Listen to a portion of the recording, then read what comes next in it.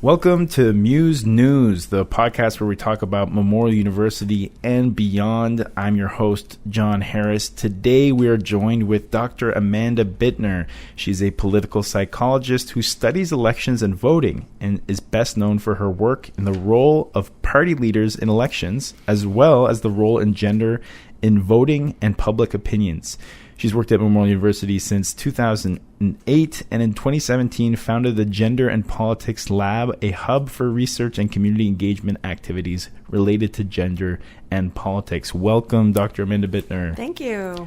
So recently you put a opinion piece in the Telegram talking about the 2021 election where recently MHA John Abbott resigned to avoid a court case that was challenging the results of the last election in his riding, St. John's East Quidi-Vidi. Yep. Can you tell us about that op-ed and what your argument was? Sure. So let me, as a nerd, I'll back up a little bit further than the op-ed. The 2021 election took place, and I study politics, I study elections, I study voting, and I study kind of how voters think during an election. And so I'm watching this election unfold during the pandemic while homeschooling my kids in the middle of the winter. And every single day, some new weird thing happens that is totally not the way elections are supposed to work. And for those of us who follow elections closely, especially when you're living in an election during a pandemic and you have a lot of time on your hands because you're home, there were a lot of very large anomalies that took place that were highly alarming.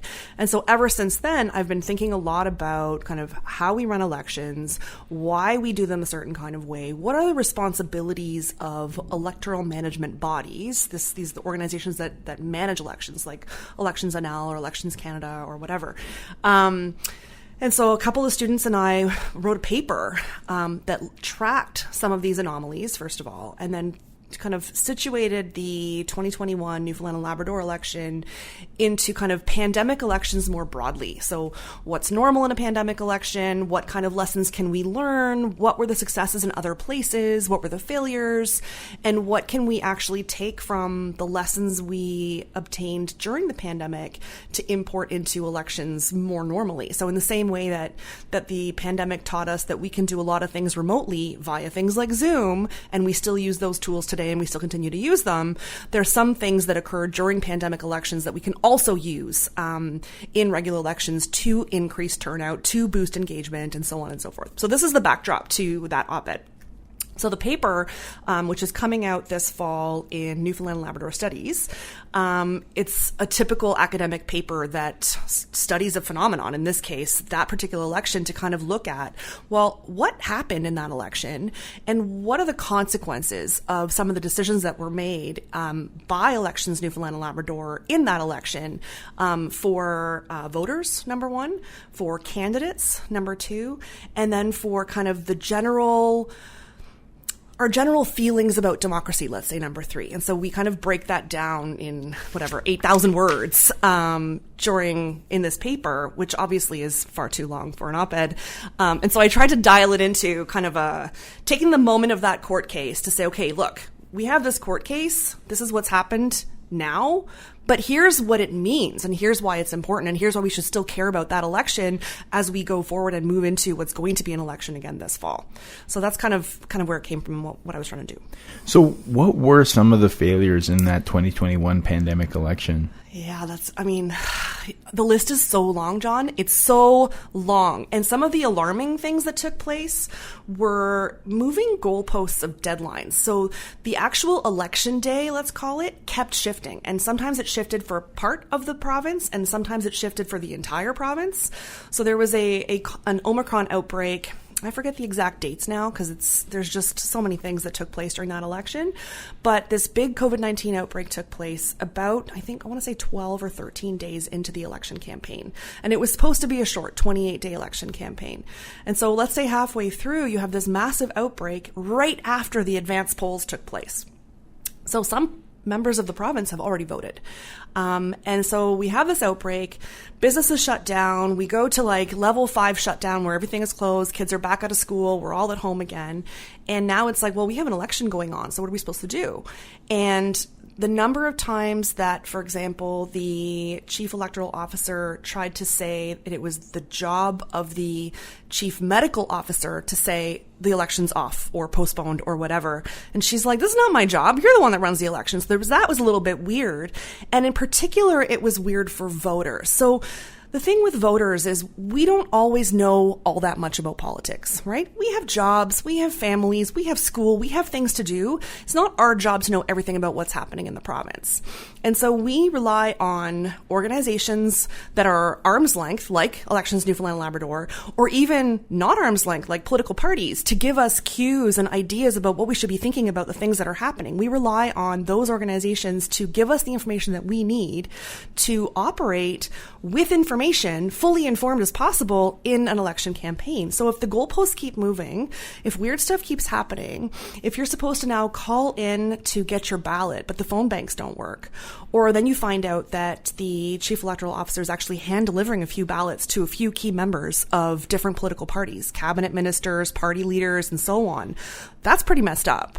And that is not part of the mandate. And then you find out that actually he decides sometimes to just take some votes by phone just for fun. Like the kind of, what's the word I want? It's like a cowboy took over the election and just made decisions willy-nilly. And so for most voters, we don't operate in the Wild West. We operate in an ordered situation where we need information to be able to actually figure out what we think about stuff.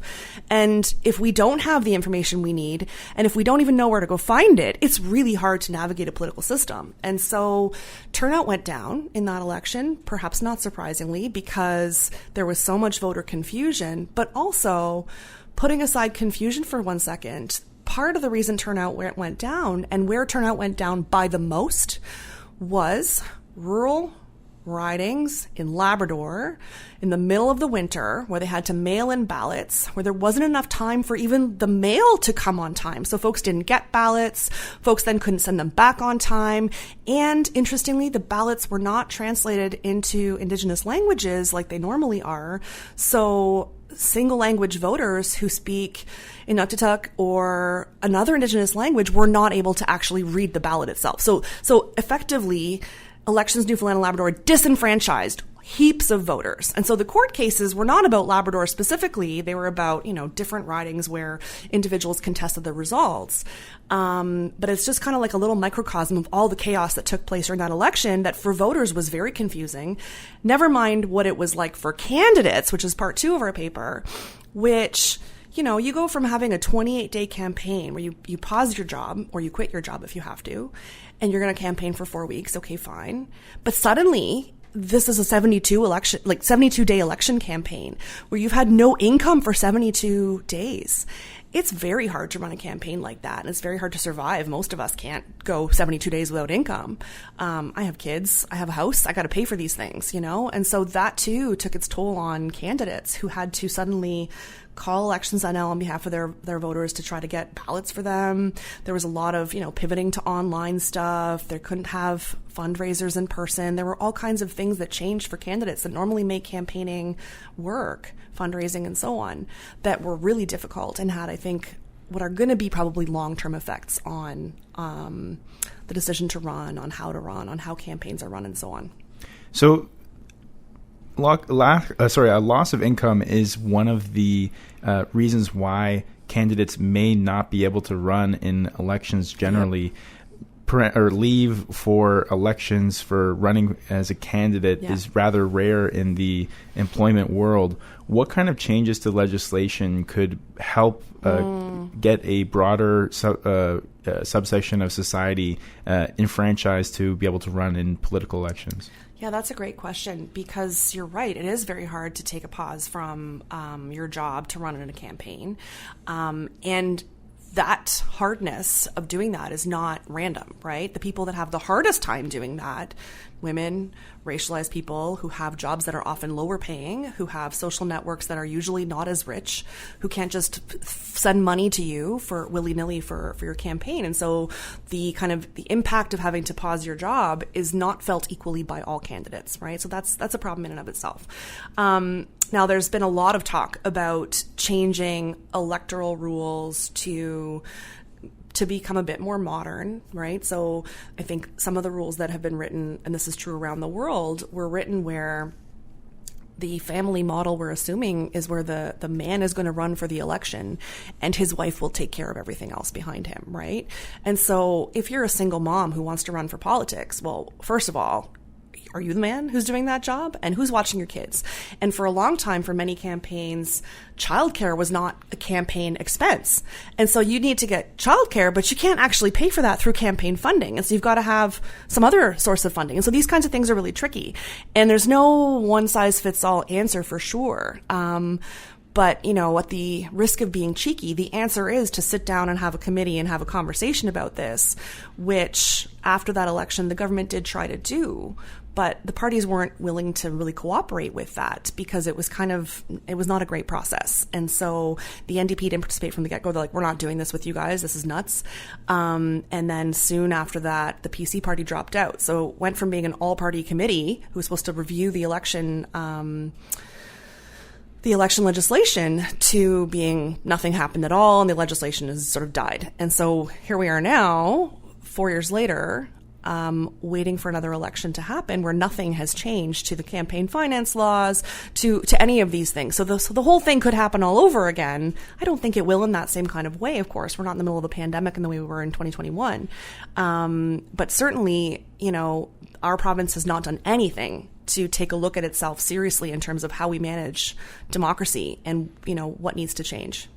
Another area where Newfoundland and Labrador is lacking in legislation is on electoral finance reform, where we're one of the only two provinces that has unlimited corporate donations to political parties. Yeah. What impact do you think that has on our politics? Oof. That's a big one. Look, we know that money talks. We know that money in many ways equals power, right? And we know that those who have money have access to those in power, and that's the main way that you're able to gain power. So if you fund or, you know, contribute to somebody's campaign, you are trying to, sure, yes, support them. I know there's lots of people that, you know, fundraise for their friends, for example, and that's fine. But you're effectively buying access, right? And so without limiting those donations and without having laws that require full disclosure about how much was donated and by whom, then you're really running the risk of having a series of people who are largely anonymous or very wealthy bankrolling what happens next. And we know this is a very resource-rich province. It is a province that has a lot of wealth concentrated in a few people.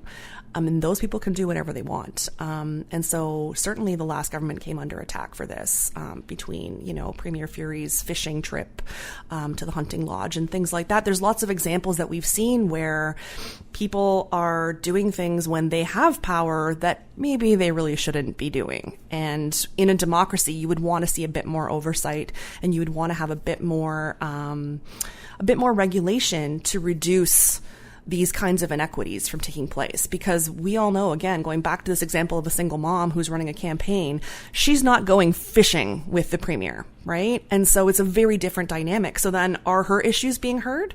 Do we care about those individuals at all? Do we care about immigrants, many of whom can't vote, don't vote? Do we care about students? Do we care about people who are living below the poverty line? That number of people is increasing every day. They're not the ones who are doing that kind of stuff and who have that kind of access. And that's the issue when it comes to democracy, is that you want to make sure that elections provide access to everybody so that everybody can have a say in what goes on. And so that 2021 election, when people were receiving hand-delivered ballots, when others were voting by phone wherever it suited them, where the chief electoral officer said, we don't care about turnout in our office. Like, this is bananas. That is not how things are supposed to work. And it makes us all look bad.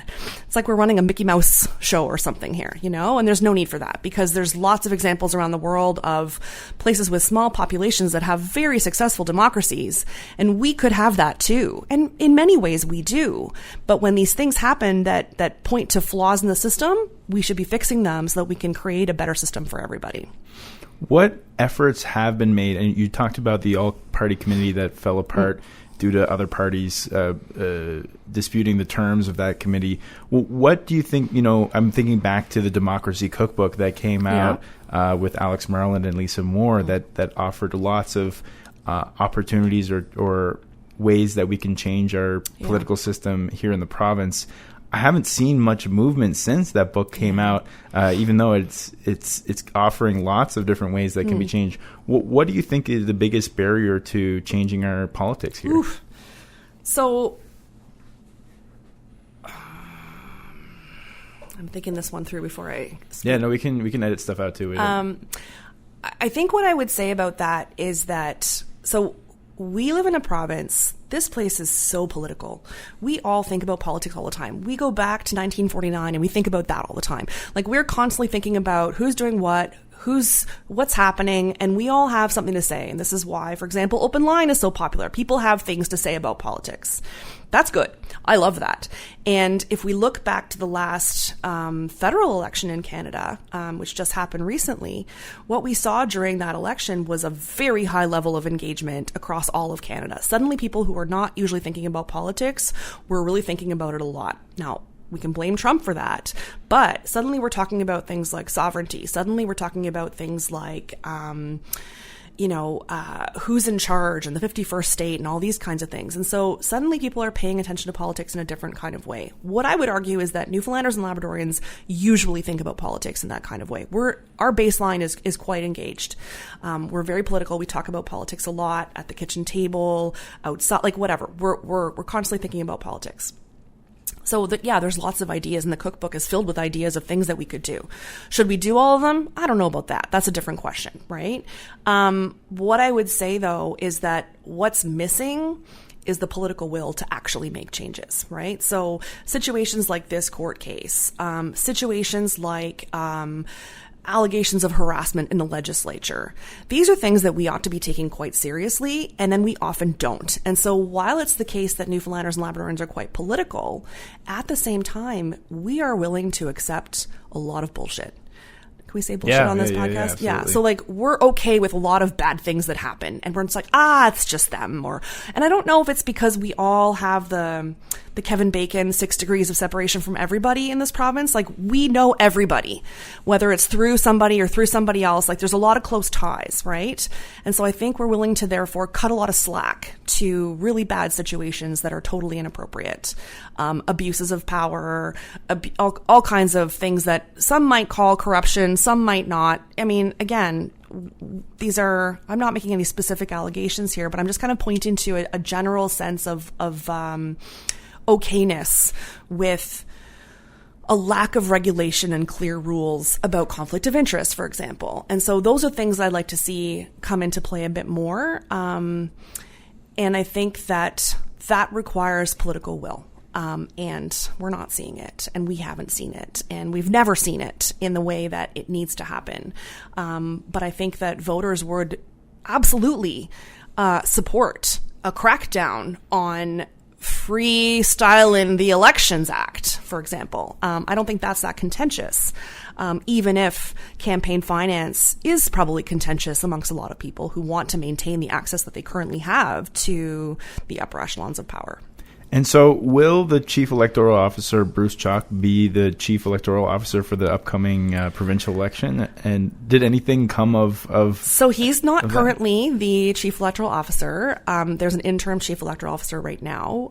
They haven't appointed anybody permanent to my knowledge. Maybe that's coming. I mean, I have no idea how those decisions get made in practice. My hope would certainly be that finding a competent Chief Electoral Officer is a high priority. Somebody who can actually take a look at not just regulations, but take a look at the principles behind why we do what we do. Because the decision to take votes by phone or hand out ballots, or just not print ballots and not translate ballots, and this kind of willy-nilly decision-making that leads to systemic patterns in who has access to power and who has access to a vote even is really problematic. And so I strongly believe that government knows that. Whether or not they take action, I don't know. What do you make of John Abbott's decision to resign and prevent a court case from going through that would see this issue kind of be hacked out in the public? Yeah. If I was him, I wouldn't want to do it either. You know, I mean, he's just been rejected by the party for running for leader. Why should he now go spend all of his time in court upholding a decision or a situation that he knows was problematic? Nobody who cares about politics can look at that election and the facts of what unfolded during that election and think, oh yeah, that's great. I'm sure John Abbott doesn't think that's great. You know, what should he have done 4 years ago? I don't know. I don't think that there's a clear avenue on that. And I don't think that, you know, there have been some folks questioning, you know, did he do something wrong? I don't think so. He's just done his job. He ran a campaign. There was an election outcome. He didn't choose it. Of course, it's the one he wanted. But where we are now is one where if I was him, I'd be like, see ya, smell you later. I'm out. So moving on to your other work, you're the founder of the Gender and Politics Lab here at Memorial University. Can you talk about your work in that laboratory and what you folks do? Sure, yeah. And it's changed a lot over time. So what kind of stuff do we do? Well, we do a couple of things. So first of all, students who work with me in the lab, either as people whose research I supervise, so like honor students, master students, things like that, graduate students, we kind of come together, we work together, and we often will do a lot of workshops. We will talk about each other's research. We'll read other research and discuss. We have like a journal club type of thing. We've done a lot of professional development work, whether it's, you know, doing a resume clinic or going over our strengths and figuring out what those things are. But then also in relation to gender and politics, doing a bunch of research projects related to gender and politics, as well as organizing kind of community events, webinars, in-person events that kind of focus on gender and politics in some way. And so anybody can join the lab. We take applications on kind of a rolling basis. And I've got some funding with a colleague of mine at Queen's recently. We just got a big research grant to look at the role of gender in right-wing populist parties in North America. And so we're planning to do kind of a cross-institutional lab model in the upcoming year to kind of give students at Queen's and students at MUN a chance to kind of intermingle and work together on different projects. So it's really fun. What I would say about it too is that it really gives students a chance to, well, let's say, hang out with like-minded individuals who care about gender and politics, who want to talk about it, who want to research it, who want to organize things in the community, and so on. So combining kind of research with, I wouldn't call it activism, but I would call it, I don't know, engagement-focused work. So we've worked on writing op-eds together, writing papers together, things like that. And recently, you were involved in pushing for political science students to get the right to vote at department level meetings. What was behind that, and what do you make of that decision? So, wow, it's a complex question to answer. What I would say is that story is not as complex as the question suggests, in that we're a political science department. We believe in democracy. We want students to have a role to play in decision-making in the department. At the same time, we're nerds who study process. And so what we wanted to do was ensure that, okay, well, what are the parameters of students' role? What do we want them to do? What do they want to do? What are the processes? What are the politics? What are the actual regulations that we're going to create so that everybody knows what their role is? And so that was the part that was the trickiest part, which is incredibly nerdy and ridiculous. But hammering out the details of like, okay, well, what about under these circumstances? What about under these circumstances? Are there certain circumstances that students ought not to have a role to play, whether it's HR issues or something else? And so for the most part, it was not contentious, despite what it may seem. We're pro-democracy, and we wanted students to be engaged and involved in the department. And, you know, the challenge with student politics, and I'm not going to tell you about student politics, but the challenge with student politics is that students turn over a lot, right? And so having that kind of institutional memory, and who do we go to? And so every year there's a new president of the society and there's a new committee that's involved. And so even figuring out who's who and what's what and who's got the right to be there and all this kind of stuff, we wanted to kind of hammer that stuff out. So that was the part that took so long. The actual decision to have students be involved in our departmental politics per se, no, we love our students. They're so wonderful and they're so engaged and they've done so much good stuff, and they have really, having them at our meetings helps us to make better decisions. And so I don't think that it's that controversial from that perspective. The challenge is just always getting those of us who really care about regulations and policies to think about, okay, well, what does a draft of a policy actually look like? And that took forever to hammer out in the most ridiculous, nerdy way possible. So do you think that this recent decision and the policy that you folks drafted could serve as a model for other departments that want to include this type of right for students to Yeah, I don't see why not. I mean, honestly, so one of the biggest beefs that I have about university what's the word I want? Management, let's say, over the last couple of decades. And I've been working here at Memorial since 2008. So let's say since I got here in 2008 until the present, there has been and it's not just at MUN, it's everywhere, a gradual shift to focusing our attention on other things besides what I would call the central purpose of a university. So teaching and learning are the whole reason we're here. So unless we put students first as the focus, and unless we involve students at all points in decision-making processes, we've lost the plot. And so from my perspective, yes, students should always have a role to play in decision-making at the university. What that looks like, different formulations in different situations, of course. I don't have power over everything that goes on at the university either, and maybe that's good, maybe that's not. And that's a conversation we can certainly have. But I think that doing whatever we can to place students at the center and their well-being and their training and their mentorship and their knowledge acquisition and their skill development at the center, I think is really, really key. And so from my perspective as an instructor, that is what I want from my students. I want them to practice things. I want them to learn things. I want them to actually do stuff. And I want them to do whatever they want to do. I want them to jump down rabbit holes and get curious and like find their passion, whatever it might be. And so the more that we can do to engage students, the more I think we're going to see that. And so excluding them from politics of whether it's departmental or university wide or whatever is terrible. And having them involved is certainly key, not only for the bettering of the university and the departments and the faculties and so on, but also for their own development. I mean, you guys here at the Muse, you're getting a lot of skills that will benefit you and society in the long run. And that's the kind of model that I think we need to think about at the university in general. So since 2022, with the provincial government announcing a $68.4 million cut, tuition has been doubled for prospective students. Yeah. What do you make of that decision and the role of the provincial government in Memorial University? Yeah, I think that's a great question. And I think that students are mad, and they have every right to be mad. Faculty are mad, and they have every right to be mad. And frankly, citizens in our province ought to be angry because we are effectively gutting the education system in this province. And I think that a lot of students are mad at MUN administration, and sometimes that's accurately placed and sometimes it's not.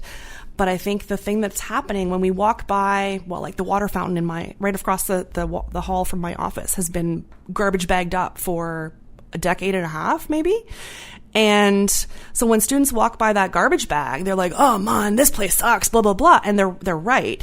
But what they have failed to realize in that moment of being mad at the MUN president, whoever that is in any given moment, because it's constantly shifting, is that the real blame needs to be laid at the government, who has ceased to fund very many things at the university, including infrastructure. And so one of the things that has emerged, and it's kind of coincided with this decision to not place students at the center of what we do at the university, is a kind of a hollowing out of funding of education in general, and this idea that universities are supposed to make profits versus universities are like roads and clean drinking water. They're public goods and they cost money. And if we don't pay for them, we won't have them. And then everybody gets poisoned. And so I think that somewhere in the next little while, what I'm hoping we're going to see is a shift to seeing the university and education more broadly, K to all the way through post-secondary, as being a public good that matters for the future, that will ensure that we have the things that we need in the future. And until we do that, we're never going to fund education, and the whole building will continue to crumble, and the last person to leave can turn out the light. And so that's the thing that I worry about. And I think that it requires bravery, it requires an honest look at what we're doing, and it requires heavy investment. We're happy to invest in all kinds of stuff in this province. Exploration, resources, all kinds of things. We're not willing to invest in kids, and that's a huge problem. So take us to the upcoming municipal and provincial elections. What would you say to any prospective candidate that was looking to put their hat into the ring? Oh, wow. Well, first, I would thank them for their consideration, because it's a really hard job. The expectations that we have upon our politicians are very high. Most of us could not meet the standard that we hold for others in that role, just in terms of sheer availability. Like, let me give you my cell phone number, call me whenever you want. Like, that's nuts, right? It's a job, and we often don't treat it like a job. We treat it as something different, and then we don't want to pay for it either. And it's actually a really important job because, again, voters have families, they have jobs, they have lives. They cannot focus on all the little nitty-gritty things about politics, and we expect our representatives to do that work for us, and to do that with the resources that are available to them, whether it's more researchers or experts or whatever. So my first thing would be thanks. My second thing would be, I really hope, I have a lot of things to say to this person who's thinking about running, but I think that the more that we can do to listen to a wide variety of people, including and especially experts and scientists, I think is really key, because there's a lot of ideas floating around the world right now about how we ought to do things. And a lot of them are very sketchy and based on misinformation, disinformation, and zero fact. And so it's really easy to, we've seen it just now with the US in the last 6 months, it's really easy to dismantle a lot of things really quickly. Things that we actually need. So like food protection and making sure that we don't have listeria all over our stuff. And like, we actually need those things. And it's quick to dismantle that when you have a particular idea, based in, misinformation. And so I think that what I would really want to see happen is a widening of acceptance of information, of education, of knowledge, of expertise, and of really listening, as opposed to thinking about, well, sure, what are they saying on X or whatever? Because that's just dangerous and ridiculous. And we're heading down a path where it's like dystopian future is not that far away from now. So women and gender diverse people are underrepresented in legislatures. What do you think can be done to change that? The easiest thing to do about that, and yes, women and gender diverse peoples for sure are traditionally marginalized and continue to be underrepresented, but also, we think about race, we think about indigeneity, immigrant status, disability. These are all groups that are not locked out, but have been out of politics for a very long time. Parties have all the power. Parties can create rules that require them to recruit people from diverse backgrounds. And we're seeing lots of examples of that being successfully done. Recently in British Columbia, there's been a lot of changes in terms of who's actually sitting in the legislature, because parties have taken a key role in deciding we want to actually prioritize this. So we can have all the regulations in the world that demand quotas or so on and so forth, but actually those are hard to institute. What's not hard is a party decides, oh, we're going to actually recruit people, and we're going to actually fund them, and we're going to help them, and we're going to train them, and we're going to give them money for their campaigns. And parties could do that quite easily. So that would be the quickest fix of all, is just parties just take the bull by the horns and actually take that job seriously. And what would you say to the incoming chief electoral officer, whoever that might be, about this upcoming provincial election? This has to be the coolest job in the world. Like, you get to run an election, and you get to do all the things that you possibly can within the legislation that manages your office to ensure a free and fair election. And that is a really cool responsibility and a really cool opportunity, and could lead to some innovation. And so I'm excited for you. Like, what a treat. That would be an awesome job. And hopefully this person, sees it for what it is, an awesome job, and takes it seriously and wants to do some good. And Janet Morrison is the incoming president of Memorial. She seems to have said something along the lines of being a strong advocate for Memorial. In the past, there's been presidents that have advocated to the provincial government for funding for MUN. Mm-hmm. What role do you think the MUN president should play in its relationship with the provincial government? Yeah, that's a great question. I mean, certainly one of the beautiful things about living in a province that is not massive in terms of population is that we know where to turn to get stuff done.